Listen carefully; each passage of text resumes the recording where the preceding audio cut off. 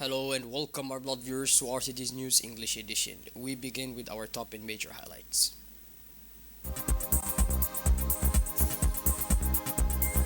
Launch of the National Multi-Sectoral Strategic Plan for Diabetes and High Blood Pressure, Ministry of Health and WHO. And on the international scene, three Palestinians injured, including two children, during raids by Israeli forces in the occupied West Bank.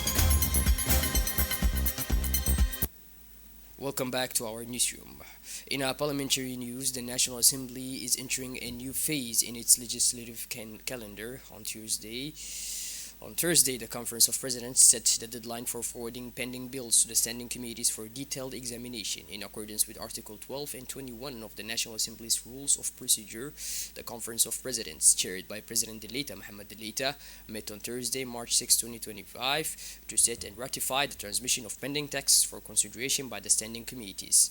The government was represented at the meeting by Mr. Abdul Qadir Kamil Mohammed, the Prime Minister, and Mr. Hassan Umar Mohammed, Minister of Defense in charge of relations with Parliament. Also present on the parliamentary side were the first and second vice presidents of the National Assembly, the chairman of the standing committees, the chairman of the RPP and Food parliamentary groups, and the general budget reporter. The National Assembly devoted one session to forwarding pending draft texts to the relevant committees for detailed examination. The Finance, General Economy and Planning Committee will examine the 11 financial accounts of public establishments and institutions. ADDS for fiscal year 2023, Higher Institute of Health Science for fiscal year 2023, ENAP for fiscal year 2023, Djibouti Post for the year of 2022, and the FOGAD for fiscal 2020 year 3, People's Palace for fiscal 2023, ADR for fiscal year 2023, CERT for fiscal year 2023, Arilos for fiscal year 2023, AID for fiscal year both of 2022 and 2023. In addition, the Legislation, General Administration and Human Rights Commission was tasked with examining a bill to create the Tajura Regional Hospital, the draft law on the National Voluntary Policy Guidelines, and the establishment of the Djibouti National Corps was referred to the Commission for Social Development and Environmental Protection. Lastly, the two bills primarily amending the provisions of Article 81 of Law Number 154/N/2nd 4th legislature codifying the operation of the OPS and the General Retirement Scheme for salaried workers, as well as the bill partially amending the provisions of Article 76 of Law Number 3/N 92nd of legislature in October 1992, reorganizing the National Retirement Fund, that will be examined in an enlarged formation by the Commission for Social Development and Environmental Protection, as well as the Commission for Legislation, General Administration and Human Rights. After consultations with the executive, the Conference of Presidents approved the program and timetable for forthcoming legislative activities. From the 3rd of February to the 6th, 2025, Mr. Radwan Abdullahi Bahdon, Minister of Communication in charge of Posts and Telecommunications, was in Spain to represent the country at the Mobile World Congress, the world's largest telecommunications event, with over 50,000 visitors and 2,500 exhibitors. The 2025 edition highlighted the major trends in the sector, the rise of new mobile technologies, infrastructure modernization, and the challenge of digital security. During the event, the minister took part in the ministerial program, a forum bringing together government officials and industry experts to discuss telecommunication policies and digital challenges.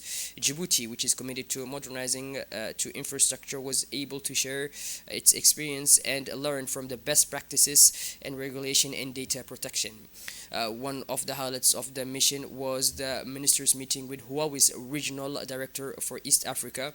The discussion focused on two major issues for Djibouti: the deployment of 5G, which will enable faster, more reliable connections, particularly for businesses and public services, and improving the 4G network in rural areas to reduce inequalities in digital access and enable remote populations to enjoy the same services as those in major cities.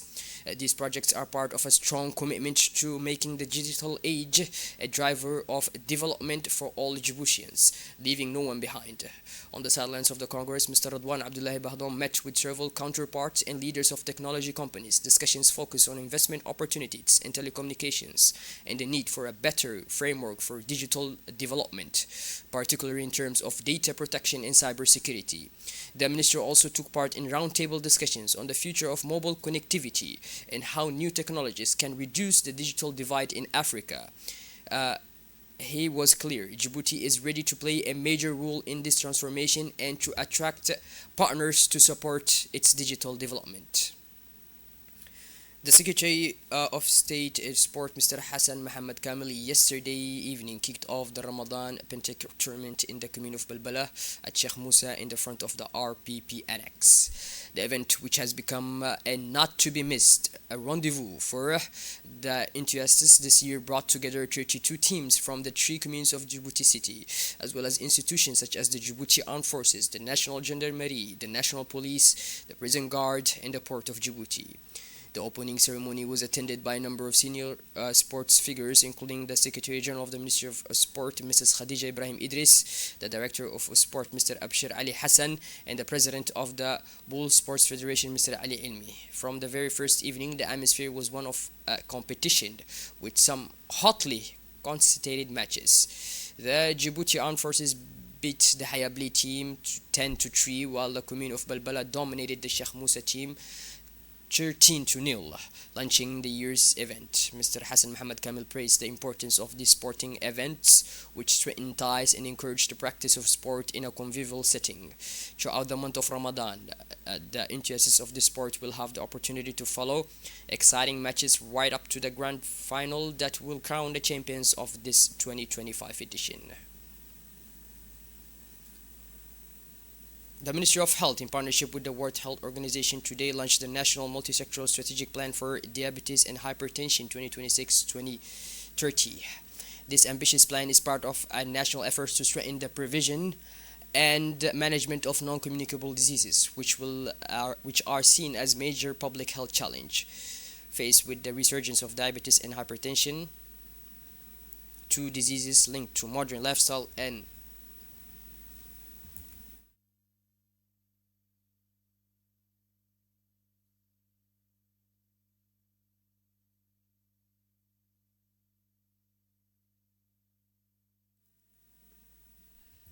two diseases linked to modern lifestyle and modified risk factors such as obesity, sedentary lifestyle, and eating habits. This plan aims to improve governance, strengthen prevention, and optimal care.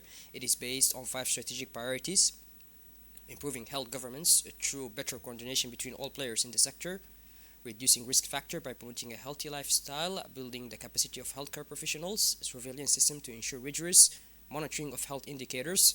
This system mobilizes a broad coalition of national and international partners. In his speech, the General Secretary of the Ministry of Health emphasized that the plan had been drawn up on the basis of an in-depth analysis, which aims to ensure better health for the entire population by 2035. As part of its operation to monitor the prices of essential foodstuffs during the blessed month of Ramadan, teams from the Ministry of Commerce and Tourism carried out inspections this morning in Riyadh city center and supermarkets. The purpose of this mission was to check compliance with the price approved by the ministry, as well as to inspect the quality of the food products on sale in order to protect consumers' purchasing power and ensure products comply with health standards. The Ministry of Commerce took advantage of this operation to launch an appeal to all economic operators, urging them to comply with the prices set. It pointed out that any inferior practices or attempt at speculation exposes offenders to sanctions and criminal prosecution.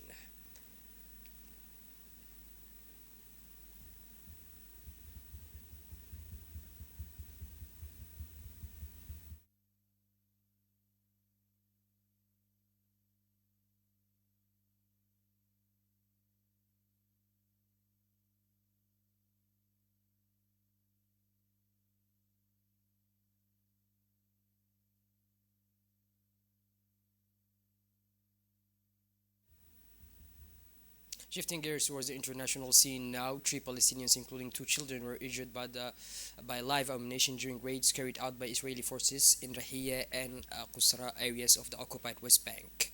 A 14-year-old child was hit in the leg, while in Qusra, a young girl was seriously injured in the head and transferred to hospital. A 20-year-old woman was also injured in the clashes provoked by the Israeli incursion.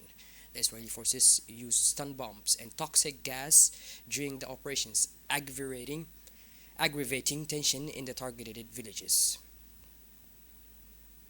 UN Secretary General Antonio Guterres has called for a clear political framework for the reconstruction of Gaza based on the principles of international law. Speaking at the Emergency Arab Summit in Cairo, he stressed that the lasting stability of the Palestinian enclave depended on a structural political approach. The UN chief stressed the need to combine humanitarian aid and political solutions to ensure lasting peace. The Norwegian Nobel Institute has announced that it has received 338 nominations for the 2025 Nobel Peace Prize, including 244 individuals in 94 organizations, without revealing the names of the candidates in accordance with its rules. This figure marks an increase at the previous year's 286 nominations, although it is still lower than the record 376 nominations in 2016. Well, buddies, our blood viewers, we finally conclude this edition. Thank you for being with us, and make sure to tune in later for more as usual. Have a wonderful evening and take care.